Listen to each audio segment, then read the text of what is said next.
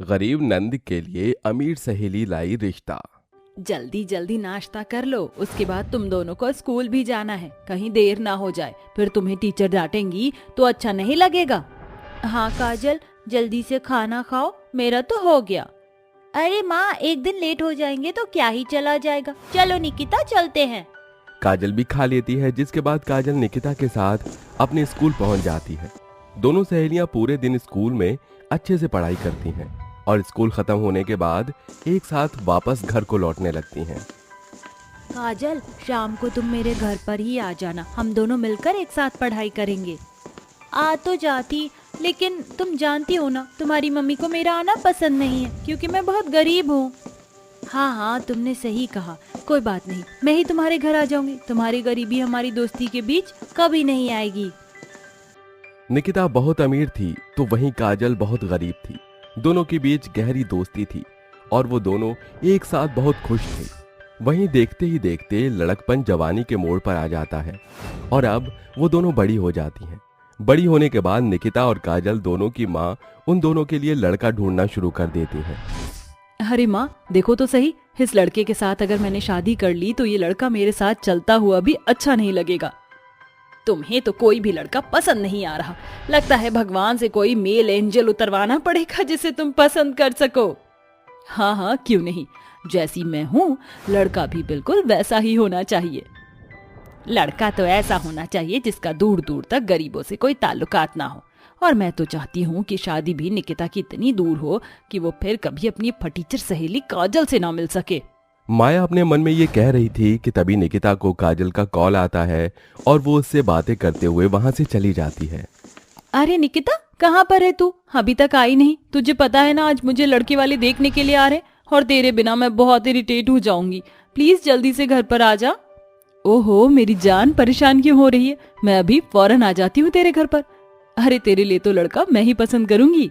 कुछ ही देर में निकिता काजल के पास पहुंच जाती है, जिसके बाद वो लड़के को देखकर पसंद कर लेती है और अपनी सहेली से कहती है, अरे वाह काजल, तुझे तो लड़का बहुत सुंदर मिला है। लगता है तू अपने ससुराल में जाने के बाद बहुत खुश रहेगी। मेरी तरफ से तो रिश्ता पक्का है। ये सुनकर काजल को बहुत खुशी मिलती है। वहीं दूसरी तरफ कुछ ही दिनों में निकिता के लिए भी एक बहुत अमीर घराने से रिश्ता आ जाता है और माया उसका रिश्ता पक्का कर देती है। सबसे पहले निकिता की शादी होती है और वो अपनी शादी के बाद अपनी सहेली काजल की शादी में जाती है। इस प्रकार दोनों सहेलियां शादी करके अपने अपने घर चली जाती हैं। अमीर सहेली की शादी अमीर घराने में और गरीब की गरीब घराने में शादी होती है। शादी के बाद काजल को बहुत सी परेशानियों का सामना करना पड़ता है। माँ जी, रसोई में तो राशन खत्म हो गया है। खत्म हो गया है तो मैं क्या करूं? अब क्या तू मुझे बनाना चाहती है? नहीं माँ जी, घर में किसी ने भी कुछ नहीं खाया है। जब से रोहन जी की नौकरी छूटी है तब से ही दिक्कत आ रही है। जब से तेरे इस घर में कदम पड़े हैं तब से ऐसा ही हो रहा है। जा अब अपना मनहूस चेहरा लेकर यहाँ से चली जा। बेचारी काजल को बहुत बुरा लगता है और वो रोते हुए अपने कमरे में चली जाती है, जहाँ उसकी नंद उषा उसके पास आती है और कहती है, अरे भाभी, रोने की कोई बात नहीं, आप परेशान मत हो, सब कुछ ठीक हो जाएगा। माँ का भी थोड़ा दिमाग गर्म है क्योंकि घर में परेशानियाँ चल रही हैं। भैया को जैसे ही नौकरी मिल जाएगी सब ठीक हो जाएगा।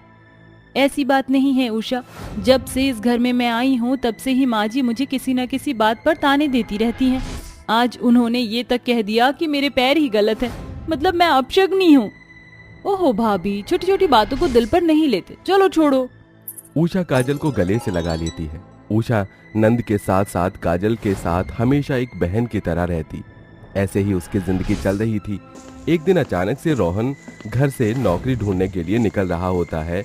अचानक एक बहुत बड़ी ट्रक से उसका एक बहुत बड़ा एक्सीडेंट हो जाता है, जिसके बाद वहां पर खड़े कुछ लोग रोहन को हॉस्पिटल में एडमिट करवा देते हैं। जैसे ही इसका पता काजल और उसके ससुराल वालों को चलता है, वो फौरन हॉस्पिटल पहुंच जाते हैं। अच्छा हुआ काजल तुम आ गई। मुझे नहीं पता कि मेरी यह जिंदगी और कितने घंटों या मिनट तक है, लेकिन मैं तुमसे जाने से पहले अपनी एक आखिरी ख्वाहिश बोलना चाहता हूँ। अजी, आप उल्टी सीधी बातें क्यों कर रहे हो? बस आपकी ख्वाहिश हम दोनों मिलकर पूरी करेंगे, आपको कुछ नहीं होगा। मेरे पास अब समय नहीं है काजल। मेरी बस आखिरी ख्वाहिश यही है कि तुम मेरी छोटी बहन की शादी किसी अच्छे घराने में करना, ताकि वो हमेशा खुश रहे। इतना कहते ही रोहन भगवान को प्यारा हो जाता है। बेचारी काजल और उसकी सास और उषा उसे मरते हुए देख फूट फूट कर रोने लगती हैं। वो सभी मिलकर उसका अंतिम संस्कार कर देते हैं, लेकिन रोहन के जाते ही घर की सारी जिम्मेदारी काजल के ऊपर आ जाती है। अब मुझे कोई ना कोई नौकरी ढूंढ लेनी चाहिए ताकि मैं घर को चला सकूं। काजल को एक घर में साफ सफाई का काम मिल जाता है। उसके पास कोई और रास्ता नहीं था, इसलिए वो साफ सफाई का काम शुरू कर देती है, जिसके चलते घर का दाना पानी तो चला ही जाता है और अब कावेरी काजल को ताने देना भी बंद कर देती है। लेकिन काजल को अपनी नंद की शादी करने की टेंशन बहुत ज्यादा थी। एक दिन अचानक से काजल की सहेली निकिता उससे मिलने उसके घर आती है। मैं तो तुझे यहाँ सरप्राइज देने आई थी, लेकिन मुझे नहीं पता था कि तेरी जिंदगी में इतनी उथल पुथल मची हुई है। अब तुझे क्या बताऊं, रोहन जी के जाने के बाद सब कुछ बर्बाद हो गया, लेकिन मुझे किसी भी तरह उनकी आखिरी ख्वाहिश पूरी करनी है। उनकी आखिरी ख्वाहिश ये थी कि मैं अपनी ननद की शादी कच्चे घराने में करूं। तभी उषा निकिता के लिए चाय और नाश्ता लेकर आती है। उषा को देखते ही निकिता कहती है, अरे मेरी प्यारी सहेली, हम एक घर में शादी तो करके ना जा पाए, लेकिन अब हम अपनी दोस्ती को एक गहरे रिश्ते में बदलेंगे। यानी कि मुझे तुम्हारी ननद बहुत पसंद आई है। मैं अपने देवर का रिश्ता मांगती हूँ। क्या तुम इस रिश्ते के लिए तैयार हो? निकिता की बात सुनते ही काजल बहुत खुश होती है और अपनी नंद का रिश्ता करने के लिए तैयार हो जाती है। जिसके बाद निकिता अपने ससुराल आकर अपने पूरे परिवार को उषा के बारे में मना लेती है। कुछ ही दिनों में काजल उषा की शादी कर देती है। एक भाभी से ज्यादा तुमने मुझे अपनी बहन की तरह रखा। आज तुम्हारी शादी करके मेरे ऊपर से बहुत बड़ा बोझ उतर गया। मैंने तुम्हारे भैया का सपना पूरा कर दिया। तुम हमेशा उस घर में खुश रहना। अरे काजल, तुझे चिंता करने की जरूरत नहीं है। अब तो अपनी ननद को रोजाना देखेगी और उससे बात भी करेगी। ये तू कैसी बातें कर रही है? अरे मैंने अपने घर के सामने वाला प्लॉट खरीद लिया है। आज से तुम सभी उसी घर में रहोगे और तू मेरे साथ जॉब करेगी। लेकिन निकिता, ये सब ठीक नहीं है। अब मेरी शादी हो गई है और मैं कुछ भी कर सकती हूँ, और अब तू मेरी समधन है। समधन तेरे लिए करना तो मेरा फर्ज है। अरे मेरी प्यारी सहेली, तू जरा एक बार ये तो सोच कि अब हम दोनों पड़ोसन भी हो जाएंगी। ये सब सुनते ही काजल की आंखों में खुशी के आंसू आ जाते हैं और वो निकिता को गले से लगा लेती है। जिसके बाद निकिता काजल की नंद के साथ काजल के घर के सभी सदस्यों को अपने साथ ले आती है। अब दोनों सहेलियां आमने सामने घर के अंदर रहने लगती हैं और उषा भी निकिता के घर में खुशी खुशी रहने लगती है। चूड़ी ले लो, चूड़ी, रंग बिरंगी चूड़ी ले लो, हरी, लाल, पीली, चमकीली। माँ जी, बहुत धूप बढ़ गई है, आपको गर्मी लग रही होगी। आप पेड़ के पास जाकर बैठ जाइए। अब मैं चूड़ियाँ बेच लूंगी, वैसे भी इतनी देर से कोई नहीं आ रहा। अरे बहू, रहने दे, मैं ठीक हूँ। नहीं माँ जी, अब आप आराम कीजिए। बहुत देर हो जाती है, फिर एक औरत चूड़ी लेने आती है। अरे जरा लाल रंग की चूड़ी देना, पक्की होनी चाहिए। हाँ हाँ, ले लीजिए। 1 दर्जन दूं या 2 दर्जन? एक ही दे दो, 25 की हुई ना? हाँ बहन जी। फिर वो औरत रजनी से चूड़ियां लेकर चली जाती है। चूड़ी की बिक्री और नहीं होती और दोनों सास बहू अपने घर लौट जाती हैं, जहाँ रजनी का 6 साल का बेटा अमन उसके गले लग जाता है। माँ, आप आ गई? बहुत देर से मैं आपका इंतजार कर रहा था। अरे बेटा, आराम से, चूड़ियां गिर जाएंगी तो नुकसान हो जाएगा। रुक जा, टोकरी रख दूं? जा, दादी को पानी दे दे। ठीक है माँ। तभी अमन अपनी माँ और दादी को पानी पिलाता है। अरे मेरा राजा बेटा दादी के लिए पानी लेकर आया है। अरे क्या हुआ, आप दोनों बहुत उदास हैं? चूड़ियों की बिक्री नहीं हुई है क्या? हाँ महेश जी, पता नहीं हमारा व्यापार ठीक से क्यों नहीं चल रहा। एक तो वैसे भी घर में खाने को कुछ नहीं है, ऊपर से हमें इसकी बीमारी की चिंता है। उसका ऑपरेशन करवाने के लिए बहुत पैसे चाहिए। सुबह से सिर्फ 2-3 ही चूड़ी बिकी हैं। बस जल्दी से मेरा पोता ठीक हो जाए, मुझे और कुछ नहीं चाहिए। इसीलिए तो हम दोनों सास बहू बाहर निकले हैं कि कुछ तो पैसे आए। माँ, आप चिंता मत कीजिए, मैं भी कोशिश कर ही रहा हूँ कि जल्दी से मेरा बेटा ठीक हो जाए। मेरे बेटे के दिल में छेद है, टूट गया था उस वक्त जब डॉक्टर ने मुझे ये बात बताई, लेकिन उसके बचने का आसरा भी बताया और उसके ऑपरेशन के लिए हमें 20 लाख रुपए इकट्ठे करने ही होंगे। हम मिलकर काम करेंगे महेश, तो हो ही जाएगा। हे भगवान कृपा करो। अगर तूने उस पेड़ को यहाँ से नहीं हटाया तो हम काट देंगे। अरे सेठ जी ऐसा मत कीजिए, हमारी रोजी रोटी इसी से ही चलती है, हमें अकेला छोड़ दीजिए। अरे बहू, ये लड़ाई का शोर शराबा लगता है, शांति के घर से आ रहा है। फिर से वो जमींदार उसे परेशान करने आ गया। चलो बाहर चलते हैं। हाँ माँ जी। वो सब बाहर आते हैं तो देखते हैं जमींदार शांति को पेड़ काटने के लिए परेशान कर रहा है और वो उससे मिन्नतें मांग रही है। अरे सेठ जी मान जाइए, इस पेड़ को मत काटिए। इस आम के पेड़ से हमारी जीविका चलती है, इसे हमने कई सालों की मेहनत से उगाया है। अरे तो मैं क्या करूं? मैंने तो नहीं बोला था कि मेरी जमीन पर अपने आम के पेड़ को उगा दो। मुझे यह जमीन किसी को देनी है तो पेड़ काटना ही पड़ेगा। अरे जमींदार साहब, आपको एक बात समझ में नहीं आती जो बार बार मुंह उठाकर आ जाते हो। माना की जमीन है, लेकिन इतने सालों से आप कहाँ थे? आपको अब कुछ याद आया है, इसका मतलब ये नहीं कि आप किसी की जिंदगी बर्बाद कर दो। उनकी 2 वक्त की रोटी किसी जगह से आती है। तुम कौन होती हो ये सब बोलने वाली? मेरी मर्जी, ये जगह मेरी है। कुछ भी हो जाए पर इस पेड़ को काट के ही रहूंगा। अभी तो जा रहा हूँ, लेकिन दोबारा फिर आऊंगा। ये बोलकर जमींदार वहाँ से चला जाता है। धमकी सुनकर शांति रोने लगती है।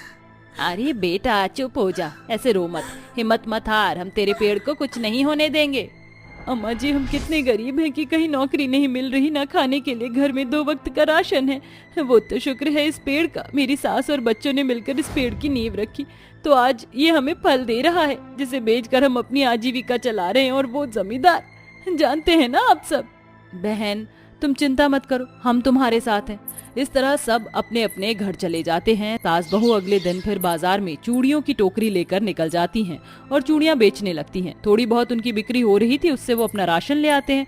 कुछ दिनों बाद फिर से जमींदार आकर शांति को परेशान करता और इस बार पेड़ काटने के लिए मशीन भी लेकर आता है। वो उसे काटने ही जाता है, इतने में दोनों सास बहू अपनी चूड़ी की टोकरी गिराकर उस पेड़ से चिपक कर कहती है, अगर तेरे में हिम्मत है तो हमें मारकर इस पेड़ को काट कर दिखा, सारी अकल ठिकाने आ जाएगी और पूरे गांव में जमींदार जो तेरी बदनामी होगी वो अलग होगी कि तूने मासूम लोगों को मार दिया सिर्फ एक पेड़ के लिए।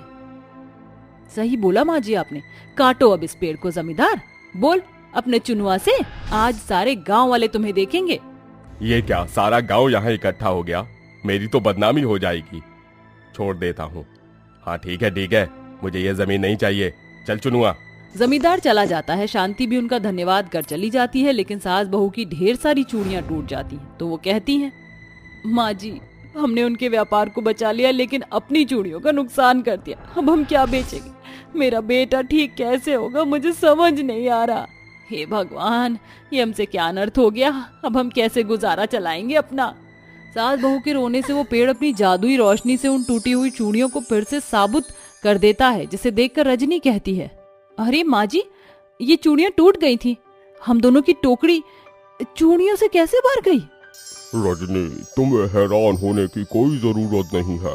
आखिर तुमने मुझे कटने से बचाया था, इसीलिए मैं तुम जैसे नेक लोगों का दुखता हुआ दिल देख नहीं पाया और मैंने तुम्हारी चूड़ियों की टोकरी को जादुई चूड़ियों से भर दिया है।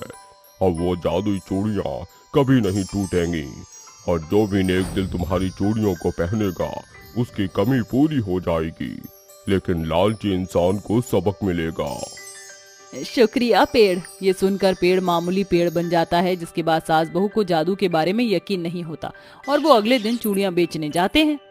आइए आइए, रंग बिरंगी चूड़ियां ले जाइए, सिर्फ 25 रुपए दर्जन। आइए आइए, चमकती दमकती रंग बिरंगी चूड़ियां लीजिए, कांच की चूड़ियां। अरे बहन जी, जरा मेरी बेटी के लिए ऐसी चूड़ी दिखाओ जो इसके सांवले रंग पर खिले, इसकी शादी होने वाली है। ये लीजिए, हरे रंग की, बहुत अच्छी खिलेगी। अब मेरी बेटी पर ये अच्छा नहीं लगेगा। अरे बहन जी आप ट्राई तो करिए। रजनी उस लड़की को जैसे ही चूड़ियां पहनाती है तो वो गोरे रूप में तब्दील हो जाती है, जिसे देखकर दोनों सास बहू को जादुई चूड़ियों का यकीन हो जाता है। अरे तो सच में जादुई चूड़ियां निकली। अरे वाह, मेरी बेटी तो गोरी हो गई, लगता है तुम्हारी चूड़ियां कोई जादुई चूड़ियां हैं। माँ मैं कितनी गोरी हो गई हूँ ना, अब तो मेरे ससुराल वाले बहुत खुश हो जाएंगे। हाँ बेटा, बहन जी आपका बहुत बहुत धन्यवाद, ये लीजिए पैसे। अरे बहन जी, मैंने देखा आपकी चूड़ियां पहनने से क्या हुआ, जरा मुझे भी दीजिए, लाल रंग की, लेकिन मेरे पास 20 रुपए हैं। कोई बात नहीं, आप बाद में दे देना। जैसे ही अंबिका मोहिनी को चूड़ियां पहनाती है, तभी तेज रोशनी में उसके सामने कुछ नोटों की गड्डी आ जाती है। अरे ये पैसे कैसे आए? शायद भगवान की मर्जी से तुम धनी हो गई। अगर ऐसा है तो ये लो तुम्हारे 100 रुपए, मुझे 100 की चूड़ियां और दे दो।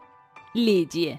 इस तरह जादुई चूड़ी की मदद से वो औरत पैसे वाली बन जाती है और चूड़ियों के बकाए पैसे देकर बाकी चूड़ियां ले जाती है। इस तरह धीरे धीरे रोज हर कोई सास बहू की जादुई चूड़ियां खरीदता, जिससे काली लड़कियां गोरी हो जाती और बदनसीब गरीब औरतों की किस्मत खुल जाती। कुछ दिनों में दोनों सास बहू की चूड़ियां बहुत बिकती हैं, जिससे कुछ महीनों में उनके पास बहुत पैसे इकट्ठे हो जाते हैं और फिर वो अमन का अच्छे हॉस्पिटल में दिल का ऑपरेशन करवाते हैं, जिसके बाद अमन हमेशा के लिए ठीक हो जाता है। माँ जी, हमारा अमन ठीक हो गया। ये सब जादुई चूड़ियां और इस पेड़ की वजह से हुआ है। नहीं रजनी, यह सब तुम्हारी और माँ की अच्छाइयों की वजह से हुआ है। अगर आप उस पेड़ को नहीं बचाते तो ये जादुई चूड़ियां हमें कभी नहीं मिलती, न लोगों की हम मदद कर पाते। हाँ बहू, अब तू भी इन जादुई चूड़ियों को पहन ले, तेरे हाथ में बस एक ही चूड़ी है। ठीक है माँ जी। रजनी जैसे ही उन जादुई चूड़ियों को पहनती है तो एक तेज रोशनी में उसके पास ढेर सारे नोटों की गड्डी और घर का राशन इकट्ठा हो जाता है। अरे माँ जी, देखा आपने, जादुई चूड़ियों की वजह से तो हमारे घर की जरूरतें भी पूरी हो गई। हाँ बहू, तुमने बिल्कुल ठीक कहा। और आपने उसकी एक रहस्य देखा? हम जितनी चूड़ियां निकालते हैं, ये टोकरी उतनी जादुई चूड़ियों से भर जाती है। हाँ बहू। माँ, तो आप मुझे अच्छा अच्छा खाना बनाकर खिलाएंगी ना? हाँ बेटा। इस तरह सास बहू की अच्छाइयों के कारण उन्हें जादुई चूड़ियां मिलती हैं, जिससे उनके और बाकी गरीब लोगों की आर्थिक स्थिति भी बेहतर हो जाती है और सब खुशी खुशी रहने लगते हैं।